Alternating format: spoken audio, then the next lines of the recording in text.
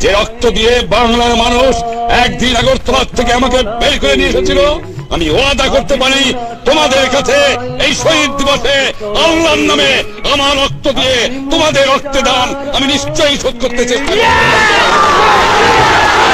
কারণ ভাষার জন্য জীবন দিয়েছে ইতিহাস খুঁজে পাওয়া যায় না আমার বাংলার মাটিতে ছাড়া। 1948 সালের 11 মার্চ তারিখে আমি গ্রেপ্তার হয়ে জেলে যাই।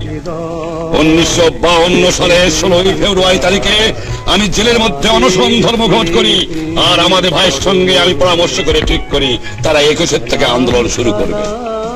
27 তারিখে আমাকে স্ট্রেচারে করে বের করে দেওয়া হয় জেলের থেকে। আমি মরে যদি যাই জেলের বাইরে যেন মরি। এই আন্দোলনের সঙ্গে আমি জড়িত ছিলাম, আজও জড়িত আছি। জানি না কত থাকতে পারবো, আমি প্রস্তুত আছি।